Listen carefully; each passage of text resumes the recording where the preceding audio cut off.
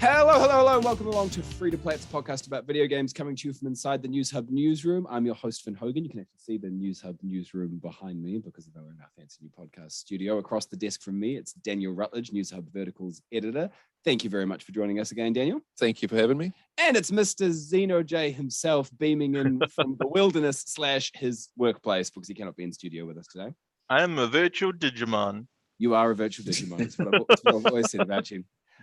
This week, with the impending release of Free Guy, which is Disney's latest outing into the video game universe, not a direct adaptation, but inspired by, and I'm sure anyone listening to this will have seen some of the marketing around it. And because of that, I had the chance to chat to a few streamers who are in the film, Jacksepticeye, DanTDM and Ninja, which is quite an intimidating roster of human beings to chat to. And so I chatted with them a while ago, and I'll throw those interviews a little later in the podcast. But I thought because of that, it would be a great time to sit down with you guys and have a chat about where we see video games and films marriage. You know, it's been a pretty rocky relationship over the last decade. Well, you know, since video games inception, there hasn't really been, I would argue, a really successful adaptation outside of perhaps Castlevania. But that's all stuff that we can get into momentarily. As always, we're going to start out with the four main food groups of video games, which is hardware, software, industry bullshit, and industry good shit. And I thought we'd start out with hardware.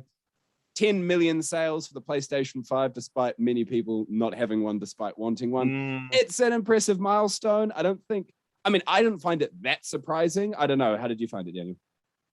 I didn't find it that surprising. I mean, given the shortages that are like the silicon shortages in the world that are stuffing up a lot of industries, including the PlayStation 5, where demand is still outstripping supply pretty vehemently.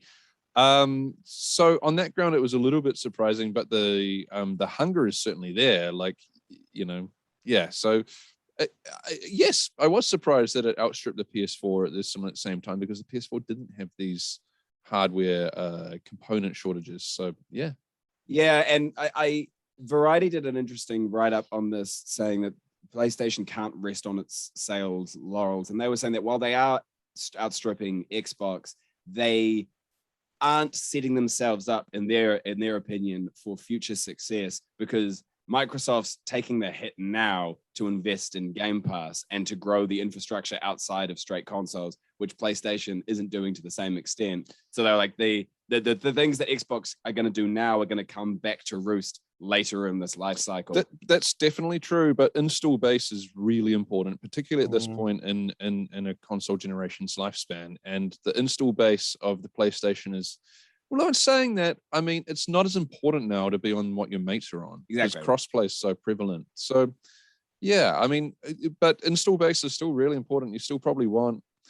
I've got nephews who are of various ages and you know, they're of ages where they care what their mates say. Their mates will say Fortnite rules and PUBG sucks and PlayStation rules and Xbox sucks. And that shit doesn't matter to us as fully grown men who don't really care what anyone thinks of us. But that shit is important for a youthful generation. So, you know, and I'm being facetious a little bit, but I think getting what your mates have is there's still a certain element of cool. Like, how many people do you guys know anecdotally who are like, man, I want a PlayStation 5, I can't get one, versus how many do you know who have been like saying something similar about Xbox? Yeah, good point. I've had to help a lot of people with that. Like, people have come to me and gone, hey, can you tell me when PlayStation 5s are coming into New Zealand? Thankfully, there's been a ton of groups that have, you know, sprung to life because of it. There's like a Telegram feed that tells people when they're arriving in country and stuff like that. So, you know, having a popular fan base that like tracks what you're doing is money. And I do agree that they're saying Xbox is taking a hit to try to market these new things that will, you know, set them up for future. Xbox has been taking a hit since the 360. The 360 was their only console that actually started earning money. And then they threw it on the back foot again with the Xbox One. Gave PlayStation time to get, like, they had an opportune moment to get on top of it with the PlayStation 3, and somehow PlayStation just took back that Asia Pacific market. Of course, Xbox is still massive in America, but you know, when it comes to what fans are after, which are those kind of unique experiences, a lot of those are still being created in Japan, where the install base is actually fundamentally supporting Nintendo, followed by PlayStation, with some interest in the Xbox. So while things like the Game Pass might succeed, will they actually be able to get the games that people want to play? And that's always been my issue with Game Pass, is they're getting them all now, but is that something that can actually, have longevity? Yeah, no, good point. Good point. And outside of the primary console war, one thing I wanted to check in under hardware coming to the PC Master Race was, I don't know if you guys saw this, a few Alienware PCs were being banned from being sold in certain US states because the power consumption was too high, which I just thought was happening. I mean, half of California is on fire right now because of climate change. It's probably quite a good thing to have done. And look, I just think it's an interesting indictment of sort of late stage capitalism through the prism of the gaming industry. That this is where we're at. That we're like, look, your PC is too powerful for the planet to handle, so we need to outlaw you selling it. I don't know. I just threw it in because I think it's kind of a dark little piece of that's actually insane. Yeah. And the only other one I wanted to highlight as well was McDonald's trying to sell branded DualSense controllers as part of a promotion. Yeah. Being banned from doing so. I thought they got that signed off. Bolt with Sony, which is just a wonderful. That it's shit like that boggles my mind, man. Like how mature a company is McDonald's as a corporate brand, and yet no one had passed through all the levels of all the R&D, and none of them were like, "Are we allowed to do this? Should we legal this at some point?" Nah, don't worry about it. They'll love it. They'll love it. They won't. It's just that it's one of those moments of just like, I would have given anything to have been in the room when the cascade of people realizing and everyone kicking upstairs like, well, Steve definitely called, right? Yeah, Steve would have definitely checked this. I thought you guys did. Well, Frank down in marketing, he definitely did. And then just watching it's cascade throughout the entire business. It was excellent. And yes, the headlines wrote themselves on Sony not loving it, etc. Well, I think it's the fact that they released the DualSense. You said that it got to this level.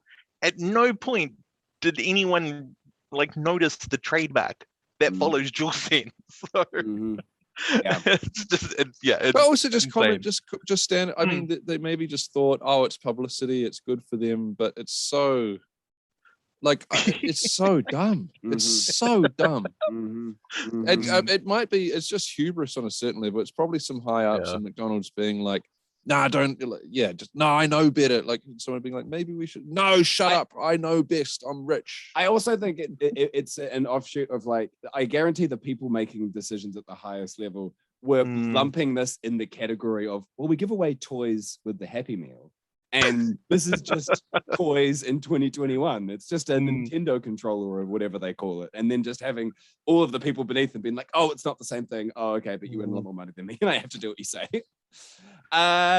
In software news this week, there's not as much because I haven't been playing a huge amount. But one thing I wanted to highlight was the Ariana Grande concert in Fortnite, which is a sentence that I just wouldn't have made sense even a couple of years ago, and definitely makes no sense to me now as someone that doesn't play Fortnite. Could you just explain what that is, Jordan Tinney, for those of us who are still perplexed as to what's actually happening? Yeah, so even now, I must admit, I actually haven't been back to Fortnite for about a month. Just probably, burnt out from the game itself. But I was interested in this because this is technically a mid-season event. The event, they have tied it into the lore. For some reason, the aliens have stolen the 0 point, which is the thing that's causing all these time loops. And they've opened a door that allows none of the words you're saying are making any sense. But exactly, that's how incredible this game is. It just throws things at the wall and hope they stick.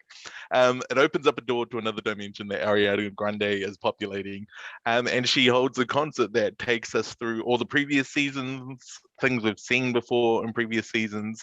It has a couple of mechanics that aren't really utilized in the game too much. There's a surfing animation that's only really used for gliders, that became a full level in this event, and then it just ends with this concert from Ariana Grande. I think the thing to note is I would expect the numbers of attendees to be so high because we got free things for it, but at the same time it was maybe them throwing a fishing line out, hopefully to catch. I'm thinking they're trying to get more user base, just try to get some younger people in, some Arianators. Of course, that's her fan base, to get them to play Fortnite, because she is a skin in the game. But yeah, it's just another event. You've said it best a lot of the time, which is Fortnite is just this content machine that churns things out. It wasn't a long form concert. It was just like kind of the snippet of greatest hits, and there was actually songs from Juice WRLD, LSD, and Wolfmother that were featured in it. So it was just insane. I just don't know what the long I mean, you don't need to know what the long-term goal is for your game or your platform, I suppose. But I just don't. Yeah. If this is what Fortnite is, this many years after launch, what Fortnite's going to be in another 5 years is mind-boggling to me. They have explained why it happens though. Is whatever the 0 point is. The 0 point is touching on every infinity. So we keep reliving infinity over and over. That's why you don't actually technically die in a game. This sounds like some lore justification for being able to put. You can blame Donald Mustard for that. Planet. He's the man who's like.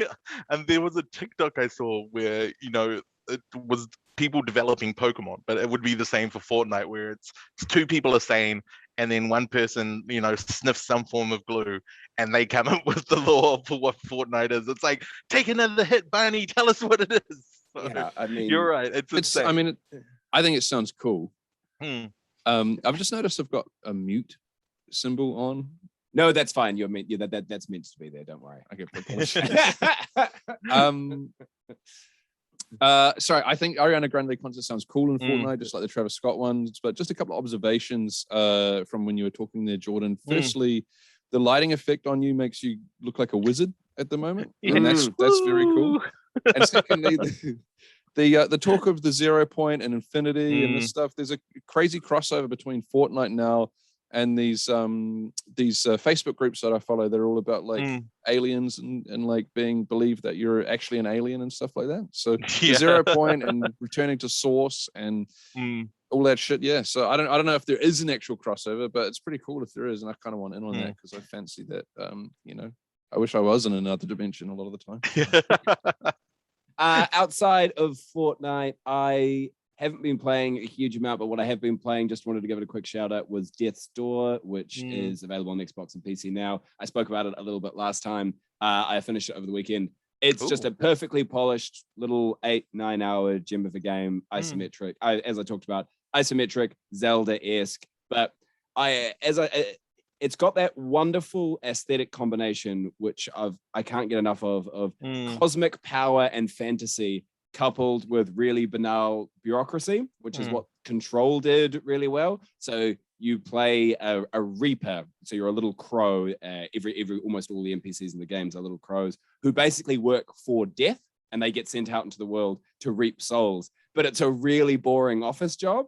And so the hub world is just your shitty little office. And every little like knickknack that you collect in the world gets like really lovingly presented on your desk. So when you like dig deep through a level and find a collectible, you put it on your desk in the same way that you do work. And maybe it just speaks to my soul as someone who now works in an office and decorates his desk to remind himself of the world outside. But little touches like that are really nice. And the gameplay is super tight. The story is no more complicated than it needs to be. The art direction's incredible. And there are a lot, I think you pointed this out, Jordan, there's a lot of nice little gameplay quirks. Like, for example, if you walk up to a sign in the game and you press A, the sign will read out on screen. If you slash the sign with your sword, half of the sign will fall off. And if you try to read it again, half the sign will appear on your screen. And it's like just nice little engagement with things like that, which kind of bring the world to life. So I couldn't recommend that enough. And I also jumped back in and started playing Sekiro and Dark Souls 3. Imagine that. But with the 60 frames per second boost, which I've never done before, I played them on 30. And it makes such an incredible difference to those games when you go to 60 frames, because when you need something that's frame perfect in terms of being able to beat a boss, I was never a frame rate snob before, but I'm becoming one now the more that I play games like that. And so as we were talking about before the record, it's just made me so so excited if it actually happens for a Bloodborne PlayStation 5 port, which I feel is inevitable at this point, but I'm scared will still not happen. But that's all I've been playing. Daniel Rutledge, have you been playing anything over the past week before we move on to the next session? Yeah, I've been playing less and less recently. I'm on a TV and movie watching kind of phase at home, which is cool because I haven't had one for several years. But of the games I have played, I'm still playing a little bit of Call of Duty Black Ops Cold War, and really kind of hating it every time I play it now. I could have told you that. When a Call of Duty comes out, it's normally good, like really good for a few months, and then more and more people find the glitches in the game and exploit them, and then and then they add in more weapons so they make more money, and eventually you get to the point we're at now, and everyone's just found out ways to quick scope and use double pistols and jumping is a real problem in the game. How people can use it to abuse it. Anyway, it's rubbish. I can't wait for Battlefield. The new Battlefield to come out, and then I don't have to play Call of Duty with my mates anymore. Also, put it on the box. That's the new box quote. Also, just for a change, I've been playing. I thought it's been almost a year, dipping back into The Last of Us Part 2. Well, that's going to become very relevant later on in our discussion. So we'll circle back to that. But Zeno, anything that you've been playing that you want to shout out before we move on to industry? No. I said I was filthy last week because I was, I'm getting so hard into Black Ops 4, and I have no idea why, but I'm enjoying it. It's just been a good time. And it's funny that Dan brings up multi or single? Multi, because Black Ops 4 wasn't the multi-only game. And I've just been enjoying just what feels like old school Black Ops to me. Old school Call of Duty, sorry. And I got a 72-19 the other day, and I felt amazing afterwards. So I literally don't know what that means, but I'm really happy for you. 72 kills, 19 deaths. That's okay, cool. Yeah. Well, I should probably be able to guess that. You can see how many times It's quite amazing that you refer to Black Ops 4 as quote old school Call of Duty. So yeah, I know, because it's got like a hero class system and everything. But that's what it feels like to me. So, well, speaking of industry bullshit. Our favorite category for news headlines, where we talk about how the industry covers itself in glory. And look, we don't need to get too into it, but obviously the biggest headline in the industry over the last couple of weeks has been the unfolding shitstorm, which is happening over at Blizzard. And to anyone that hasn't caught up with this, I'm amazed that you haven't seen it, but essentially a court case has been brought against Blizzard in the state of California, alleging a really toxic culture that's been spread throughout the company for years. And anyone just go follow Jason Schreier on Twitter. He's always the best for this kind of stuff. It's pretty appalling, but the only silver lining that seems to have come out is that consequences are happening now in a way that they haven't before. Of course, the Me Too movement's been sweeping through the video game industry for a while, but not a lot of tangible actions come in a lot of places. But now J. Allen Brack, the president, has stepped down. So we hope, and hopefully other changes will follow. But yeah, it's a noxious situation. When you see some of the specific allegations as well, like there was one high up developer at Blizzard whose desk was known as the Cosby Corner because he was known to be someone that just sexually harassed women constantly, and then it became a joke, like a known thing at Blizzard. And then there was a hotel suite called the Cosby Suite, where everyone would go hang out with him and bring girls back to. So stuff like that, just like the worst, grossest parts of frat boy culture. And I just wanted to highlight as well, Jason Schreier pointed something out about that while it's good that there are these high-level departures, this is also an opportunity for Activision to reshape Blizzard even further into its own image. And something that he tweeted out saying, until 2018, Mike Morhaime was CEO. When Brack took over, he was president. Now, the new people replacing Brack are described as co-leaders. This is a clear glimpse of who's really in charge, Bobby Kotick. And he also highlighted in his write-up of this that developers used to describe Activision as the Eye of Sauron, because you would just be scuttling around Blizzard trying to make something that you wanted, hoping that the Eye of Sauron didn't fall on you, because if they did, whatever you were doing would change to become more business focused. And it's a sad state of affairs, just hearing people who still love what they did there describe how toxic the environment was, not just from their colleagues, but from on high, from Activision. And I just pulled a couple of stats for and no one needs to be convinced about how bad Bobby Kotick is, but some of this is just so grim. He got a $200 million bonus from his incentive clause after the stock price went up during the pandemic. If that had been divided up between everyone who worked for him, everyone could have got a $21,000 bonus. And since 2010, Activision Blizzard has celebrated record profits with a layoff in the same month 5 times. So it's a shitty, it's a shitty, horrible company. It's a shitty, horrible company.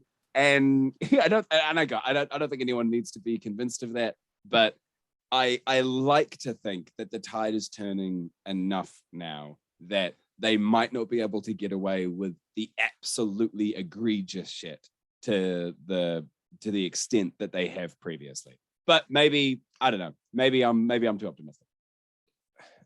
They won't. I don't think the tide is until their profits start to slip.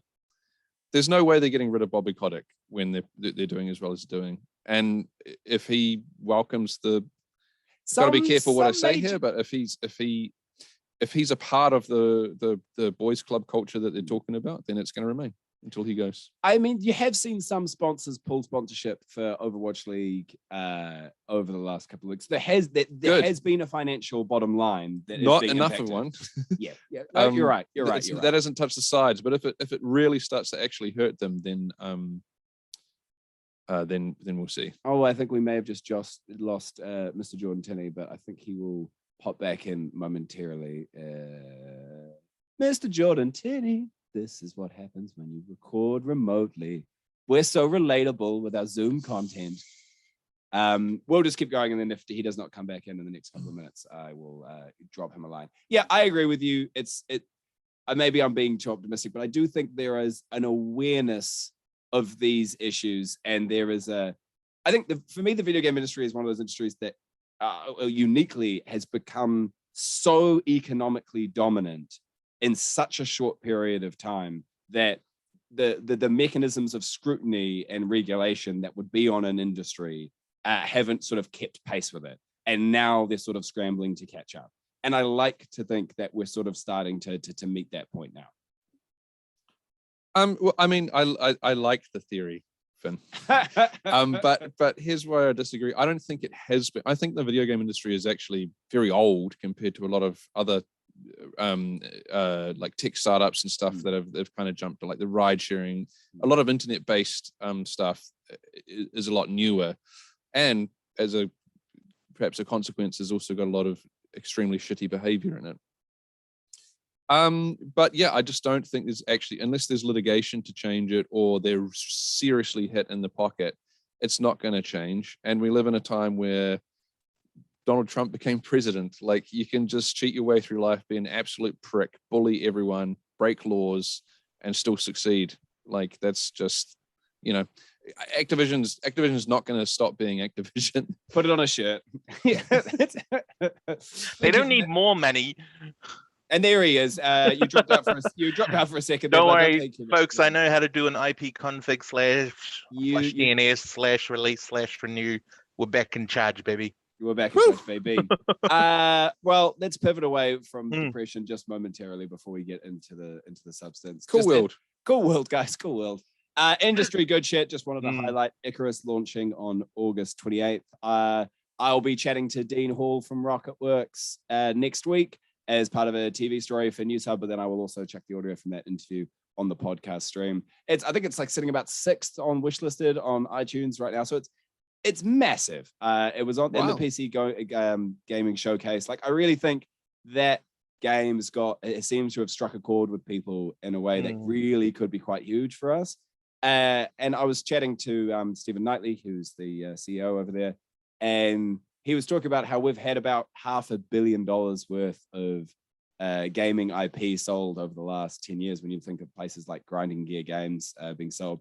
And he's like, that's incredible. But what's great about it is the intellectual property is still owned by us in New Zealand. He's like, you think about Amazon coming over here to film, that's all well and good for Lord of the Rings. But he's like, But with gaming, it's like you've got that kind of money, but Tolkien was a New Zealander, and all that money actually stays here. And so, yeah, I just congratulations to them. I very much look forward to playing it. And the only other thing I wanted to highlight on Industry Good Shit was Jason Schreier did an amazing interview with the developers of Ace Attorney. And it's just this one of those wonderful things of him, the flatness and seriousness with which the Japanese can address even extremely comedic situations. It just comes across as super funny. And Jason Schreier was talking to him saying, my wife's an actual lawyer, so I wanted to, quibble with some of the actual legal terms that you use in the games, for fun, obviously. And then so the head developer sent a quote to Jason just saying, in real Japanese trials, the judge doesn't bang a gigantic wooden hammer. The people in the gallery don't break out in hushed whispers in response to proceedings. Lawyers don't actually yell objection while throwing evidence in each other's faces. Paper confetti doesn't rain down from on high when a not guilty verdict is rendered. I just need to mention all that for the sake of the Japanese judicial system's reputation. And I'm like, mwah. Amazing. It's just really good. But now that we've got the news and the headlines of the week out of the way, we can get to the substance of why we gathered together. And yes, Free Guy is out this week. I cannot talk about opinions of the film until Thursday, so we won't get into it. This won't be reviewy. I wanted to chat more about where we think we are in terms of video game cinema, and as we'll get to, perhaps cinema isn't the best place for it, which could be one of the issues. But just to start out with you, Daniel, what do you think one of the key issues is, or several of them are, with why video games haven't made the hop into Hollywood successfully in the past? I think there's been a misunderstanding of how to adapt games for the big screen. And it's just, there's often, but in the same way, people kind of don't talk about this as much, but it runs the other way as well. There's often game tie-ins that are absolutely rubbish. Like there's like a Captain America game that came out when Captain America the film was released. The Thor game came out. You didn't really hear about them because they were very minor, but it's the same type of thing. It's just thinking with dollars and not cents. But what I will say, we are getting to a point where video game culture is so mature and so mainstream that we are seeing some successes in film, but they're not direct adaptations. They're films that are inspired by. So I'm thinking about Wreck-It Ralph, Edge of Tomorrow. Those are two films that are very much like games, but not specific games. So yeah, I think Free Guy could fall into that category. I haven't seen it, but we're still, you can throw quite a bit of money. You can throw a good director at a film like Assassin's Creed. It's still going to be shit, and still was. It doesn't. It's not just, everyone talks about the U-Bowl films, which are the worst of the worst, House of the Dead and Alone in the Dark and so forth. But I mean, Max Payne, I'd put as a category that wasn't U-Bowl, but it's a film just as bad. But they're all shit. Like they're all rubbish. I would say the one that is still relatively bad, but I thought it rose above the rest slightly, was original Silent Hill adaptation. Yep, just that's a good call. Aesthetically, I thought it really nailed, particularly for the time where CG wasn't quite as advanced. I thought they nailed that, and they nailed the kind of the hamminess of Silent Hill, coupled with the actually very unsettling art design. And I thought they walked that line quite well. And there was still quibbles to be had with it, but that one specifically wasn't as terrible. On the note of movie tie-ins for video games, going the other way. I mean, they're naked cash grabs, right? Like the amount of times the studio has just been told to get something out the door to hit the release date of a film. But I mean, famously, the E.T., the worst game of all time, the E.T. video movie time, it nearly destroyed the video game industry, right? Like it was so bad that it tanked a nascent video game industry in America, and it took like a decade to recover because it almost brought down everyone, which I just find, imagine doing a game so badly that it almost destroys your entire medium. It's amazing. But Jordan, what do you think the issues have been in terms of bringing video games to the big screen historically? And do you think we're in a better place now than we have been? I just want to say, I think a lot of people forget there was also a Need for Speed film, and it starred Academy Award winner Rami Malek. as a character who gets naked for some reason. And I'm just like, I was just recalling it as you guys were talking about video game films, because we think of the likes of Super Mario Bros. And your Silent Hills. But I was sitting there as you guys were talking, and I was like, there was a Need for Speed film that's actually like insane. Mhm. And in a world where Fast and Furious succeeds because it goes for the crazy, it somehow couldn't even compete with that, which is quite hilarious to think of. But I think there was a podcast we did in the past where Dan put it really well, which is, I think what the entertainment industry misses is sometimes the features they adapt a long form, so you can't contain the story in a 2 to 3 hour feature, and so you have to try to draw that out to actually get the best of what the experience is that the player base has experienced.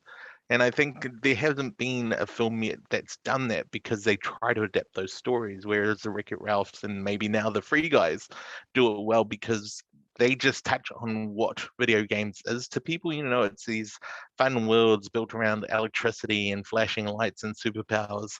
But you're right that when it's come to something long form, Castlevania is head and shoulders above the rest of them. It actually Absolutely. it made a good story out of a game that I think a lot of the Castlevania fan base don't even consider a good Castlevania game. Yeah. So it's incredible. So Like the main character's name is Dracula backwards, and that was like the height of narrative ambition that they were shooting for. Yeah, and they had to rename him. He's like, what? My name is Adrian Tepish, Yeah. but I'm going to call myself Alucard because that seems like a smart thing to do. Yeah. No, I agree with you, and I think there's the obvious stuff in terms of they're two fundamentally different ways of engaging with a story. One's active and one's passive, and so trying to cross that line is really difficult.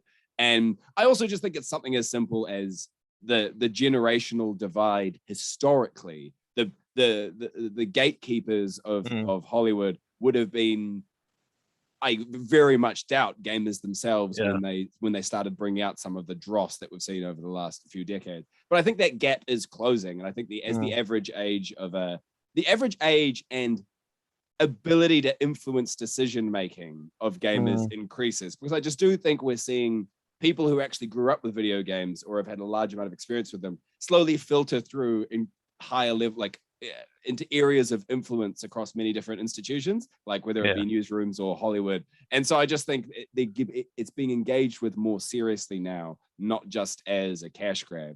And in terms of being engaged with, well, you seem doubtful on that point, Daniel. Well, I just that doesn't account for it going the other way. Like the Need for Speed movie was shit compared to Fast and Furious movies, but the Fast and Furious game is also shit compared to the Need for Speed. Yes. I just don't know if it's a generational thing. I think it's a creative process thing where someone gets some IP and they're like, let's make some money out of this. Then they attach the creative people later. There's no young writer director being like, there's no one. You're not seeing a video game movie at a film festival. It's not going to break ground, and if you're not going to have like the next Tarantino being like, you know what I want to do? I want to make a Call of Duty movie, and then going through and make. I mean, I'd love to see that, but it's not going to happen. You're going to have a big company be like, let's make some money off Call of Duty, the name, in film form.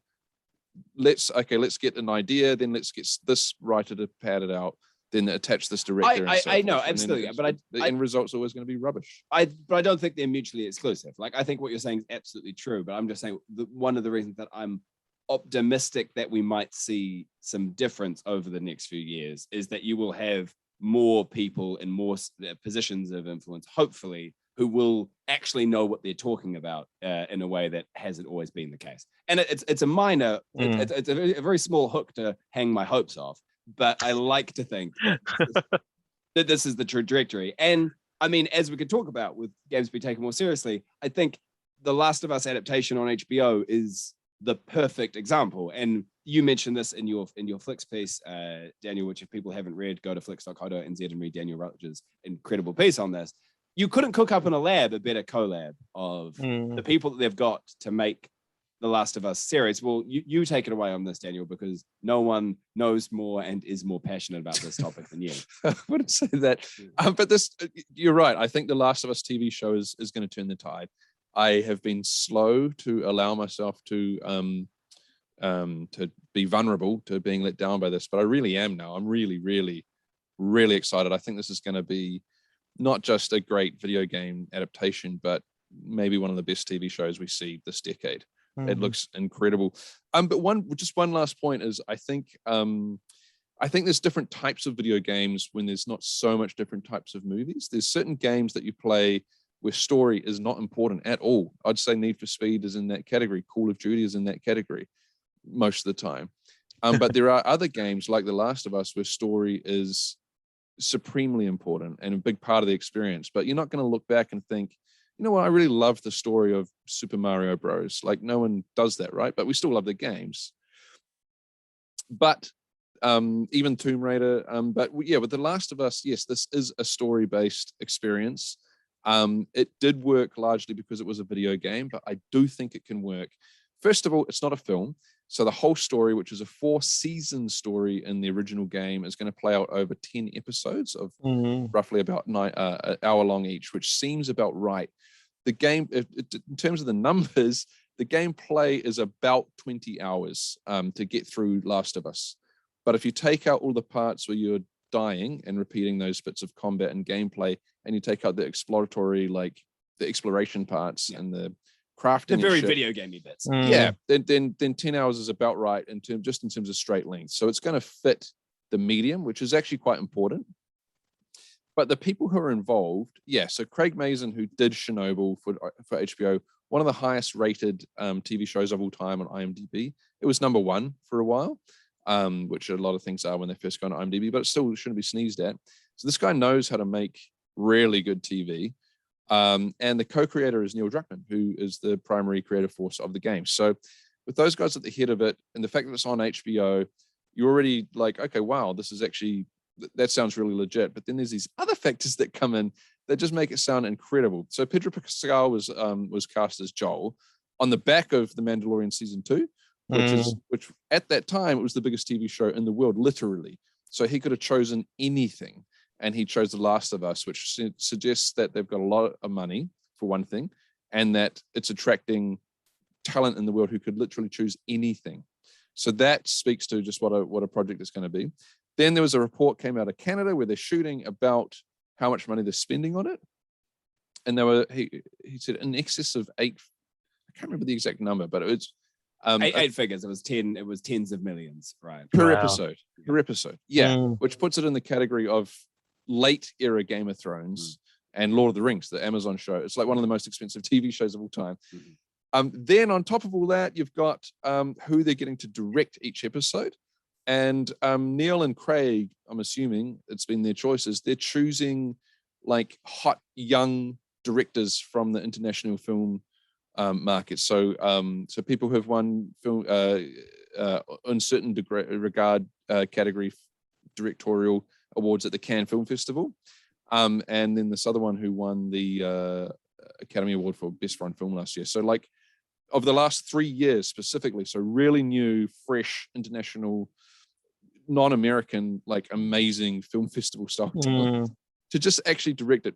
Directors aren't as important in TV shows as they are in film in terms of creative control.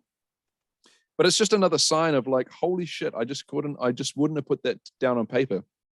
Craig Mazin, the guy who made Chernobyl, I would never have dreamed of being like, hey, he's a good idea for Last of Us. But when someone else presented the idea, I was like, holy shit, that's unbelievably perfect. The feeling of Chernobyl is so perfect for the world of Last of Us, right?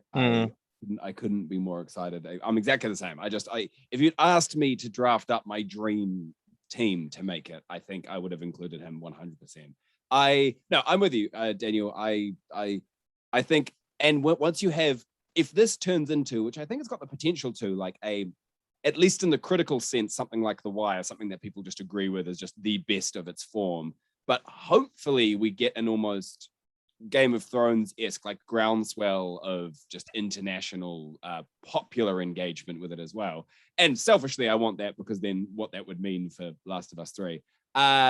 there is a part of, I mean, now I say this as your friend, Daniel, but there's almost a part of me that just wants to be a fly on the wall if you sit down to watch this and it's terrible. Like, just to see Flying Too Close to the Sun and see what, like, I just imagining them getting like 5 minutes in and then there's like an Ed Sheeran cameo or something. And like, I mean, look, it could happen. It really could happen. But I just think there's enough. Yeah. I mean, God, if that happens, I'll be very crestfallen and I'll be a broken man for at least a week. It would just be, it would just be like a biblical level disappointment, which I don't want to happen, but there is a dread part of me which is curious. Look, I mean, it could happen. I'm really high on this thing, and there could be a severe come down. There absolutely could, but all signs are pointing towards this being. It's got the budget. It's got the budget to do what they want to do, which means visually they're going to be able to pull off some amazing shit. And a lot of it is in set design and stuff. Like, a lot of it is not actually special effects, but the clickers and the gore. That stuff is going to take some money. Money, but not in your. I don't want in your face visual effect. I don't want a Marvel or a Star Wars type effect with this. I want what Chernobyl did, where it's subtle, and you can't, the super realistic, cold special effect. Oh God, that's going to look good. One other thing, Gustavo Santaolalla, I think is how you pronounce his name. He is doing the soundtrack. He did the soundtracks for both, or most of the soundtrack work on both of the games, and the expansion Left Behind. And that's an incredibly, for me, that's a massive part of the experience. And him being on the TV show is just another example of being like, yeah, man, fuck yeah, you're doing it all right. Like, this is going to buck the trend. Come on, it's going to be the best thing ever. It actually is. Get those hopes up. Yeah, I agree. My hopes are almost as high as yours, and I am mindful of your guys' time now. So as we come towards the back end, for those watching, I will now bring in some fairly weighty experts who I discussed previously the exact same things that we've been chatting about. I'll throw first to Jacksepticeye and DanTDM. I apologize. And just before I introduce this interview, which I opened with exactly the same question I opened with Zeno and Dan on why don't video games make good films historically. As I was going into this interview, I realized Jacksepticeye has the exact same tattoo as me, except it's way ballsier. Like, he's got the hunter's mark, except like he's not a coward. Like, he's got the whole thing. And I really didn't. I didn't end up bringing it up, but I really hoped that he was going to notice and be like, Finn. And because I was like, I didn't know how to bring it up without being like, I didn't get it because you've got it. I'm not a super creepy fan. I really like this game separately from you. And I got it in the exact same place in the same style. But no, it was very fun chatting to them both. And then after that, the man who needs absolutely no introduction, Ninja, on the very same subject. So let's bring those guys in. Finn Hogan here from Newshub. And good morning, Jack. Good morning, Dan. Hello from New Zealand. It's a pleasure to meet you both. Top of the morning to you. Hello, how's it going? Not too bad. It's early for you, isn't it? It's about 5 in the morning. It's an ungodly hour, but for you two, I'll do it. Well, since is this a normal hour for you, or is this I need to get up and do this?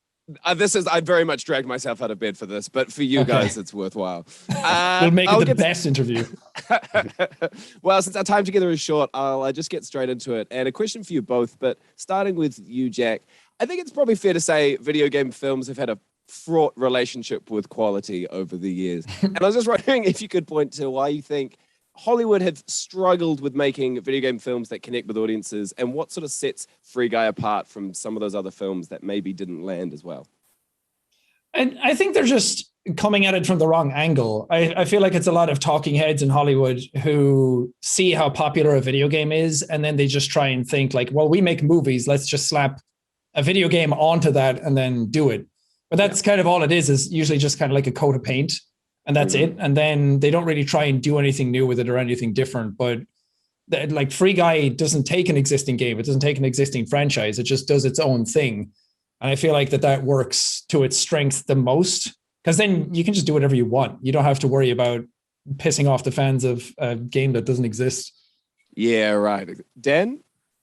Yeah, I agree. Like they've, I think the issue is they tried to make a video game movie like for gamers, but like go in too hard on that. There's already characters, there's already deep story in video games. There's actually quite a lot of parallels between the two.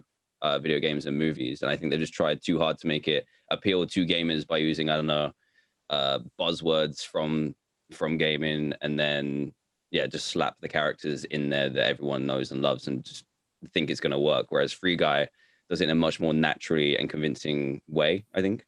Right. And again, to both of you, but maybe I'll start with you this time, Dan. It must have been quite a change of pace, though, coming from the streaming video game content creation world into working in a film, because like streaming is such a raw and immediate and independent experience, whereas a Disney film is like the literal opposite end of the spectrum, something incredibly curated, restrictive. You've got a script. Like, what was that experience like? I mean, I think normally that's the experience, but to be honest, we were just doing what we do every day anyway. Right. Like, we even filmed it. We didn't go and film somewhere or have film crews come into our rooms. We've used our own equipment, we used our own audio, and the director really wanted that as well, to keep it authentic, like it was our real live reaction. Like, we didn't have the stuff to react to. Obviously, we had the script to describe it, and we had loose lines, but we didn't have to stick to them like verbatim. We had a bit of flexibility in there, but I think that's why, like I mentioned earlier, it's such a natural integration into the film, and I think that's why it works so well as well. Right. And it's hard to kind of integrate that into a movie and have it make sense, because it's easy to do a video game movie and then just like have us come in and play a character that is just a cameo to be like, hey, look, funny internet man. Yes. But I think the fact that we play ourselves and it's us reacting to the game in that world feels like it integrates very naturally. Like, it's stuff that we do already. It's stuff that more and more people are doing. Even Snoop Dogg is streaming at this point. So it's becoming a lot more normalized to see people do that. And in some ways, that's how a lot of people experience games for the first time these days. They either can't afford it, or they don't have the system, or they're just trying it out, and they kind of come to us as their avatar to experience the game for the first time. So it's kind of cool to see it like be represented so well. And they really wanted us to do it in our own voice and not kind of like stamp all over it. Right. Well, that's all the time we have, unfortunately. So thank you so much, Jack. Thank you, Dan. Thank you for all the work you do. The internet's a pretty dark place, but people like you make it a little brighter. So thank you. Thank you. Thanks. I appreciate that. Go have lots of coffee. I'm definitely going to. Thank you, guys. Good morning, Ninja. It's a pleasure to meet you, if only digitally. I've only got a little bit of time together, so I'll just jump straight in. Gamers have been historically burned by Hollywood in terms of video game films before, you might say. I was just wondering if you could point to what you think Hollywood's gotten wrong with video game films previously, and what do you think Free Guy gets right? I mean, obviously the classic, fat, nerd, ugly, in the basement, still living with their parents, like that whole shtick. I mean, is what, Hollywood has always portrayed video gamers as. I think that, obviously over the last 20 years, if there are people who are, I mean, I don't know, but I mean, if you look at a lot of the top gamers in the world right now, I mean, a lot of them are pretty attractive, man. You know what I mean? They're good-looking dudes, right? I mean, if you do say so yourself. I mean, not even me. I'd say, me aside, Tim, Courage, Lupo, like all my buddies, like, I mean, they're all attractive, and so I think that, it's I don't know why, for some reason, that they wanted to. I don't know whether it was Hollywood trying to demonize gaming or what, or if it was just like the type of comedy that they thought that their audience wanted to see, right? But now here we are, obviously, in the world of gaming, where it's just blowing up. It's been massive forever. Now it's just kind of out in the limelight even more. And they just kind of portrayed it how it really is, right? They have funny, awesome, hilarious people and actors playing these great roles of passionate gamers. And there are so many scenes and that like cut to IRL moments of the gamers when they're kind of like, they're in the game, and then you see the reaction in real life, and that is and it's just spot on, bro. Like the reaction of what would happen in game, like how they would feel is do they nail it, and like the things that they would say, and the people as well are also like, they're just like you, they're like me. There's one of them's like a girl, like a little girl who you wouldn't expect it, because in game they're like that massive, like this jacked dude, and then it's hilarious, bro. They've just created, it's just genuine. It's an actual, I think, one of the first representations of gamers in a Hollywood film. Right. One of. There's some. Of course, yeah. And I'm sure I'm not the first journalist to ask you this, but given the subject matter of the film, I was wondering if you could tell me What do you think the worst video game world to be an NPC in would be, and what would the best be? Like if you had to spend the rest of your life in a game world as an NPC. Okay, that's the way you asked the question has a really good spin on it, and I haven't been asked this question before. Okay, so a good world, I would want to be in. Oh my God, Animal Crossing. I would want to be an NPC in Animal Crossing, bro. It's like, you know, like, do you want your turnips? Here's your turnips, like. You know, thank you for the shark fish, like stuff like that. It's a capitalist nightmare, though. You're owing all these bells all the time. Yeah. Hey, listen, all I know is that someone is bringing me all the stuff that I need to build my island. You know what I mean? Like you're doing all the work. That's great. And no way of dying. No, you're no danger. What about the worst? What's the worst video game world to be an NPC in? I'm trying to think. I would say Dark Souls, bro. I've been referencing that a lot, but dude, there's like name a worse world, bro. You know what I mean? Like you're every single one of them. They're like near death. Sometimes the NPCs are like dying, like they're actually dying, and you have to like buy stuff from them. It's like, dude, what happened? Like life, man. You know, a normal mob came across me and he destroyed me. Yeah, okay, I'll take that. And just to wrap up, Ninja, you've been in this game a fair while in internet years now. And I'm just wondering, looking back, could you just say one way that you approach your work differently now than when you started? And if you could tell yourself one thing when you were starting out that you know now, what would it be? I think that I approach my work now just a little bit more professional. I try to, and it doesn't, you know, sometimes it's I'm human, so I make mistakes, but I try to always, you know, think of there's someone behind the screen watching that, you know, they might have kids in the background, et cetera, stuff like that. And to just always try to be a good representation of the gaming world. And that's not something that I did when I was growing up. When you're not, you know, the first biggest of something, you don't really have the luxury of being the villain, if that makes sense. Not that I would want to be. Yeah. But like, you know, to lead the way, like there had to be like this token good guy. And I was, you know, I wasn't not me, right? I knew that I know how to be a good person. I am a good person. I like to think. So definitely, again, just showing that up, more professional. And one thing I would tell myself, my younger self, I don't know, I wouldn't say a word. I wouldn't say a thing, dude, because everything led me to where I am today. You know what I mean? Like I believe in that whole, like, yeah, that butterfly effect. It's like, I say this and it's just like, hey, do this. And I do that one thing different and it changes everything. So I'm good, man. I'd say, okay. I'd just be like, you know, keep doing you. Don't change the thing. All right. Well, thank you very much. It's a pleasure to meet you. Thank you for all the work. Yeah, you too, bud. Cheers, man. So yes, that was Ninja, Jacksepticeye, and DanTDM. That's all from us. I, as ever, was Finn Hogan. Thank you so much for joining us. Daniel, thank you for joining us. Thank you. Mr. Xenjojay, it's always a pleasure. Thank you for beaming in from the wilderness, which you apparently lost.